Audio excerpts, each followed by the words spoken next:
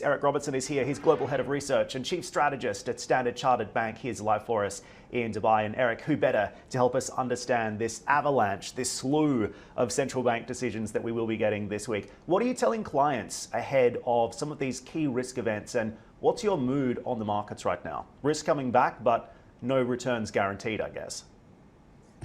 No, for us, it's still a pretty cautious outlook on risky assets. I mean, as you say, and correctly, it's an absolutely critical week in terms of central banks and monetary policy. What we're saying to clients is that while this week is important, I think the forward outlook from central banks over the next 3 to 4 months is really critical. We do expect more rate hikes into the end of the year, not only for developed market central banks, but also across emerging markets. So we're seeing, what we would describe as the most significant series of tightening of monetary conditions that we've seen in a number of years, and that's obviously weighing on growth expectations. So I think the Fed's communication and their dot plots will be extremely important to watch. And so I think from a risk point of view, we're staying extremely cautious and close to home right now. So Eric, I know the house view is to basically stay risk off at the moment. You want to see a more decisive call, a more decisive peak in inflation. My question is, when and where are we going to get that? Because you might be sitting on the sidelines for several months to come, I dare say. Well, I think that's right, Dan. And look, the question that we have to ask ourselves is, there's been a lot of bad news that the markets have had to absorb.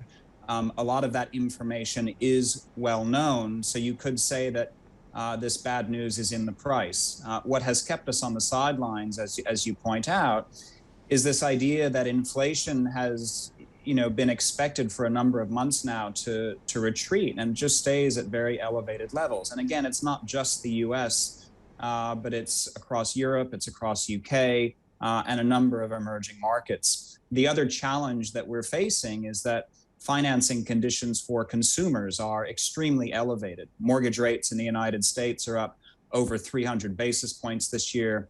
And the weight of that on consumer appetite is really keeping us very concerned. So we do need to see a much easier trajectory on the inflation front between now and the end of the year to get the Fed to back off from this tightening agenda.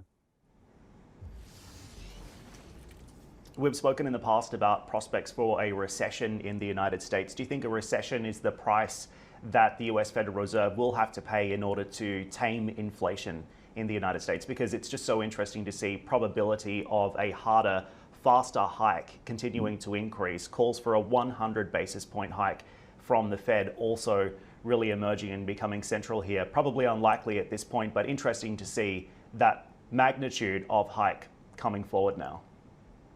I think that's a great point. And look, the inflation report that we got last week, I think really upset the apple cart. There were a number of people looking for a much more material decline in inflation rates. And when that didn't happen, I think it's spooked a number of analysts and market commentators. We don't think the Fed goes 100. We think they go 75 as sort of consistent with previous rate hikes. But look, I think the really critical aspect to think about in terms of recession is that you're going to get a lot of conflicting information in the United States. The labor market still looks relatively robust, and yet the housing market is starting to struggle a little bit. And as I said earlier, mortgage rates are extremely elevated.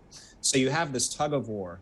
The way I would describe it is that we may not get a technical hard landing, but I think it's going to feel like a recession and a hard landing for a number of people and certainly for a number of consumers and small businesses. And of course, the Fed isn't the only central bank action in town that we're looking out for this week. And just also interesting to see this decision out from the PBOC today, keeping rates unchanged. How do you see Chinese equities and the yuan moving towards year end as a result? Well, look, I think the decision from PBOC today is consistent with their behavior over the last few weeks, which is that they want to be seen to be supporting the economy, but at the same time, and I think Emily mentioned this earlier in the show, aggressive easing from here in the context of the rest of the world, central banks tightening monetary policy so aggressively, really just puts further pressure on China's currency. And I think they want to manage towards greater stability. I think in the medium term, we would expect some of the fundamentals for China's economy to start to recover. But I think the weakness of the currency has been a statement that recovery is going to be fairly, U-shaped or saucer-shaped and is going to be fairly protracted. So I think stability in both the currency and Chinese interest rates is really going to be the key focus between now and the Party Congress in October. And I think you will see increasing measures designed to promote that image of stability. Eric, just before we let you go, of course, busy week ahead. Anything else you're watching? Any other key risks on the horizon viewers need to be aware of?